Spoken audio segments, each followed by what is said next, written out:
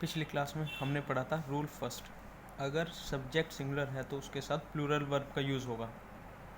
अब इसके कुछ एग्जांपल्स देखते हैं। अगर सब्जेक्ट सिंगुलर है तो उसके साथ प्लूरल वर्ब का यूज़ होगा। अगर सब्जेक्ट प्लूरल है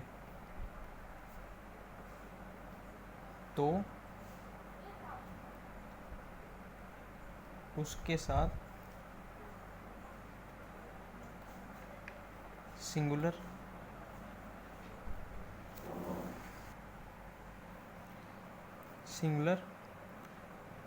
वर्ब का यूज़ होगा।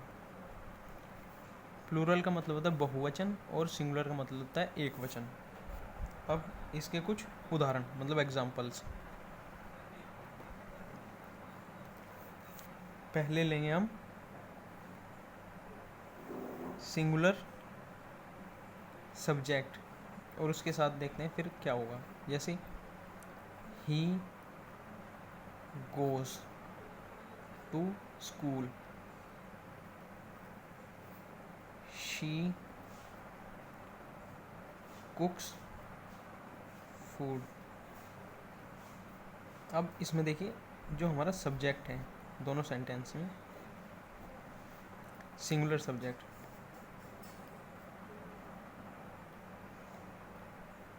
और जो हमारी वर्ब हैं ये है प्लूरल वर्ब्स। अगर हम इन सेंटेंस को ऐसे लिखते ही गो टू स्कूल तो ये हमारा गलत है। अगर हम लिखेंगे ही गो टू स्कूल तो ये हमारा गलत है। और अब देखते हैं जिसमें सब्जेक्ट प्लूरल हो। अब देखते हैं वो वाले सेंटेंस जिसमें सब्जेक्ट प्लूरल होगा और वर्ब सिंगुलर यूज होगी। देखते हैं जैसे they play in the ground, they play in the ground, they plural subject, मतलब ये प्लूरल सब्जेक्ट है। दे मतलब वो सब, प्ले सिंगुलर वर्ब है। अब प्लूरल के साथ सिंगुलर वर्ब का यूज़ हुआ है।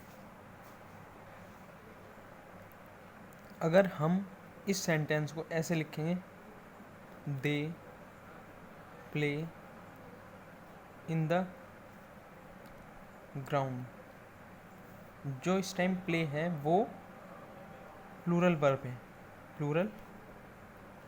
वर्ब। तो ये हमारा सेंटेंस जो फॉर्म किया है हमने, जो हमने सेंटेंस बनाया है वो गलत हो गया हमारा। अब हम रूल 2 देखते हैं। अभी दूसरा नियम। अब दूसरे नियम में बताया आई मैंने मैं। आई जो होता है आई का प्रयोग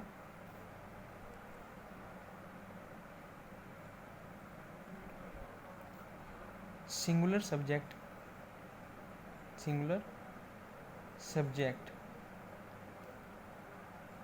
के रूप में होता है।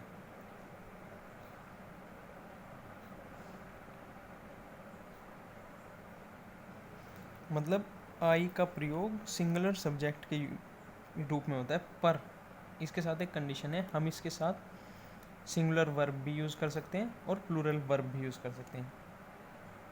पर हम इसके साथ सिंगुलर और प्लूरल वर्ब का प्रयोग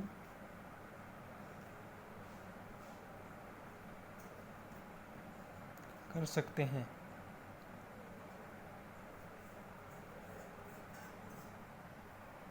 इसके एग्जाम्पल जैसे आई एम अ टीचर, मैं एक अध्यापक हूँ। आई सिंगुलर सब्जेक्ट, एम जो है हमारा ये भी सिंगुलर वर्ब है।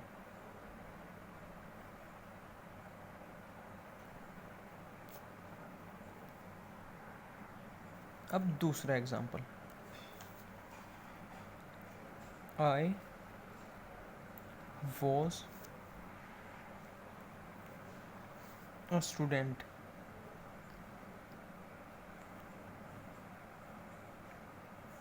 स्टूडेंट, मैं एक छात्र था। Was, I singular subject, singular verb. अब एक सेंटेंस हम देख लेंगे जिसमें हम सिंगुलर के साथ प्लूरल वर्ब का यूज़ करेंगे। उदाहरण तीसरा, example third, I have a cycle, I है सिंगुलर सब्जेक्ट, और हैव जैसे हमें पता है कि आई हैव, दे हैव होता है प्लूरल वर्ब, मतलब बहुवचनीय वर्ब होती है, इसलिए आई के साथ हैव का यूज़ हुआ। मतलब इससे हमें क्या समझ आ रहा है, एक और देख लीजिए, जैसे आई राइट अ लेटर, मैंने खत लिखा। राइट जो है प्लूरल वर्ब है।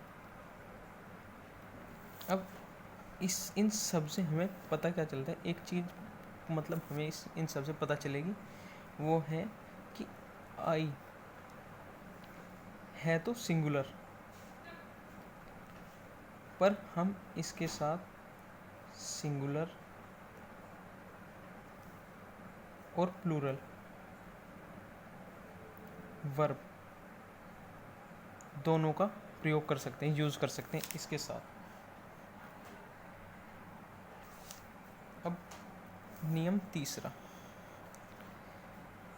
रूल थर्ड, अगर हम इन सब रूल्स को याद रखेंगे तो हमें सेंटेंस बनाने में दिक्कत नहीं होगी, और सेंटेंस अगर हमें ये रूल आ गए तो हम इंग्लिश भी आसानी से सीख सकते हैं और आसानी से ही समझ भी आएगी और लिख भी सकते हैं। अब तीसरा रूल जो है, नियम है जो, वो है यू का प्रयोग सिंगुलर और प्लूरल सब्जेक्ट दोनों के रूप में हो सकता है। यू जो है, जैसे अभी हमने आई के किए हैं सब कुछ, अब यू के, यू मतलब तुम, यू का मतलब तुम या तुम सब, मतलब वो होता है सब का सब, वो डिपेंड करता है हमारे सेंटेंस के ऊपर। तो अब हम क्या कह रहे हैं कि यू का प्रयोग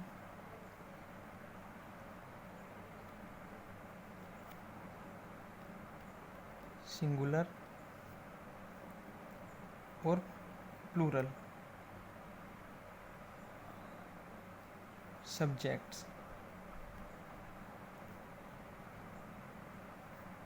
के रूप में होता है,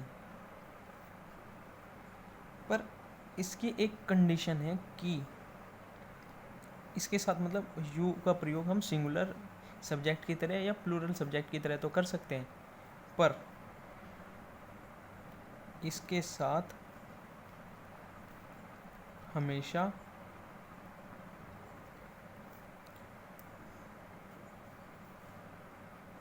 प्लूरल वर्ब का ही यूज़ होगा, प्लूरल वर्ब का प्रयोग होगा, हमेशा होगा।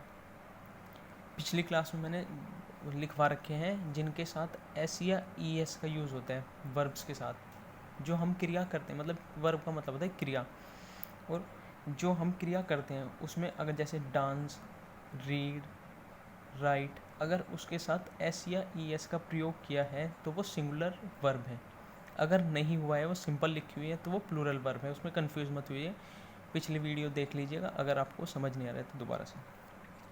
अब देखिए, इसके अब मैं सेंटेंस, जो इसके एग्जांपल्स लेके इसके सेंटेंस कर रहा हूँ मैं अभी। जैसे यू आर अ स्टूडेंट, तुम एक छात्र हो। यू मतलब तुम एक छात्र हो, इस टाइम है तो ये सिंगुलर सब्जेक्ट, और वर्ब हमने इसके साथ किया प्लूरल वर्ब। इसकी एक खास बात, जैसे आई की खास बात थी कि हम था तो वो सिंगुलर, पर प्लूरल और सिंगुलर वर्ब दोनों उसके साथ यूज़ हो सकते थे। पर अब यू की खास बात क्या है, ये होता तो है सिंगुलर और प्लूरल दोनों की तरह, पर इसमें प्लूरल वर्ब ही यूज़ होगी।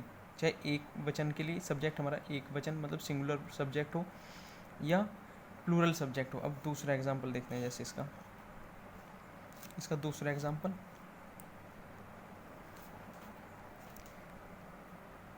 You are engineers. मतलब इस टाइम जो यू है ये हमारा सिंगुलर सब्जेक्ट ना होकर के, मतलब एक वचन का सब्जेक्ट ना होकर के, सिंगुलर सब्जेक्ट ना होकर के प्लूरल सब्जेक्ट है, प्लूरल सब्जेक्ट है, और आर तो प्लूरल वर्ब है ही। अब मैं पी वी से मतलब प्लूरल वर्ब को पी वी से डिनोट करूँगा, मतलब, और दूसरा प्लूरल सब्जेक्ट या प्लूरल उसको पी एस या एस एस से डिनोट करूँगा। उसमें अब की बार कन्फ्यूज़न नहीं होनी चाहिए क्योंकि थोड़ा बड़ा हो जा रहा है। अब देखिए, यू आर इंजीनियर्स, तुम सब इंजीनियर हो। मतलब इस सेंटेंस का मतलब जो है वो है तुम सब इंजीनियर हो। मतलब उसमें एक को ना कह करके एक मतलब पूरे एक ग्रुप को कहा गया है कि तुम सब इंजीनियर हो, मतलब बहुत सारे लोगों को कहा जा रहा है। अब जैसे तीसरा एक और, यू गो देयर। इसमें सेंटेंस को पढ़ते ही हमें क्या पता चल जाना चाहिए कि एक वचन है या बहुवचन है। जैसे यू गो देयर, तुम वहाँ जाओ, एक बंदे को कह रहा है, मतलब एक इंसान को, एक व्यक्ति को कह रहा है कि तुम वहाँ जाओ। तो इसमें सिंगुलर के साथ हमेशा प्लूरल वर्ब यूज़ होती है। तो पर यू इस टाइम क्या है, यू गो देयर प्लूरल है, और गो जो है हमारी वो सिंगुलर, ये सिंगुलर है, और ये गो है हमारी जो वो प्लूरल, क्योंकि एस या ई एस नहीं है तो प्लूरल वर्ब। अब देखिए, अब इसके बाद मैं तीसरा रूल कराऊंगा, रूल तीसरा। अब इसमें क्या होता है, अभी मैं कुछ वर्ड्स लिखूंगा, इंग्लिश के जो वर्ड्स हैं उन्हें लिखूंगा, फिर उसे समझाता हूँ। जैसे if, as if, as though, if only, suppose, I wish, he wishes,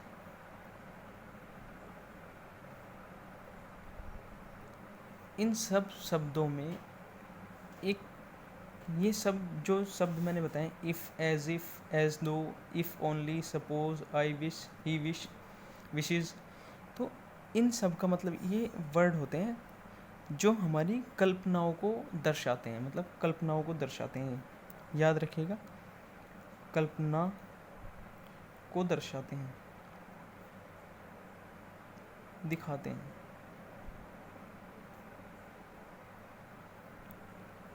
या कोई असंभव, या कोई असंभव शर्त को, ये शब्द इफ़, एज दो, if only, suppose, I wish, he wishes. अब देखिए, जैसे ये है आई विश, आई इस टाइम क्या है, प्लूरल सब्जेक्ट के तो यूज़ कर रखा है, और उसके साथ सिंगुलर वर्ब। ऐसे ही विशेज, ही सिंगुलर और प्लूरल वर्ब। अब इसके कुछ एग्जाम्पल करा रहा हूँ, जो गलत वाले हैं वो वाले भी, और जो सही होंगे वो वाले भी करा रहा हूँ अभी। आपको जहाँ भी ये शब्द दिखेंगे इफ़, एज इफ जो मैंने अभी बताए हैं सब, ये शब्द इनके साथ कितना चाहे एक वचन हो, सिंगुलर सब्जेक्ट, सिंगुलर नाउन, या बहुत मतलब प्लूरल सब्जेक्ट, बहुवचनीय वो, तो उसमें क्या करना है, हमें प्लूरल वर्ब का ही प्रयोग करना है। मतलब प्लूरल वर्ब का ही यूज़ होगा इन सेंटेंस में, सब्जेक्ट चाहे प्लूरल हो या सिंगुलर हो, एक वचन हो या बहुवचन हो, तो इसके साथ हमेशा प्लूरल वर्ब का ही प्रयोग होगा।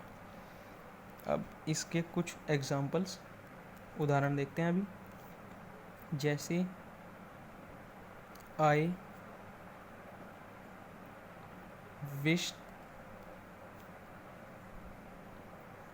To be a doctor. मैं चाहता हूँ कि मैं भविष्य में डॉक्टर बनूँ, मतलब मैं चाहता हूँ कि मैं डॉक्टर बनूँ।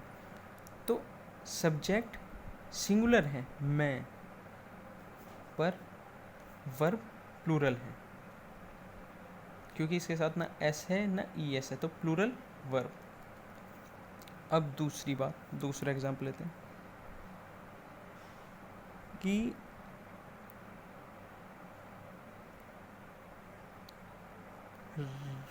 Raman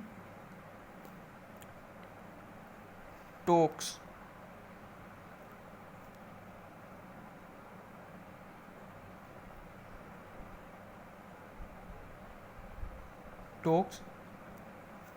to the patient.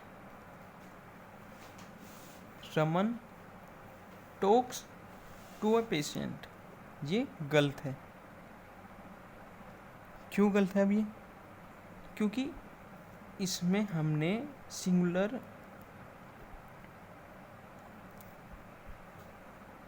Subject का यूज़ किया है, सिंगुलर वर्ब का यूज़ किया है, सिंगुलर वर्ब का प्रयोग किया है, क्योंकि टॉक्स एस या ई एस आ गया ना, मतलब इसमें सिंगुलर वर्ब का प्रयोग हो गया है, तो इसी वजह से ये हमारा गलत हो गया। अब ऐसे ही इन सेंटेंस का ध्यान रखिएगा। ये रूल्स, मतलब रूल्स बहुत सारे हैं ये, पर जो बहुत ही ज़्यादा इम्पोर्टेंट हैं उन्हीं ही कराऊंगा मैं, और उसके बाद अगला चैप्टर कराएंगे। आज बस इतना ही। ये रूल्स याद रखिएगा, जितने भी रूल कराऊंगा मैं आगे आने वाले, मतलब और भी ज़्यादा इम्पोर्टेंट रूल हैं, पर आप इन सबको अगर याद करेंगे तो इंग्लिश में सेंटेंस बनाने में आपको दिक्कत नहीं होगी बिल्कुल भी। धन्यवाद।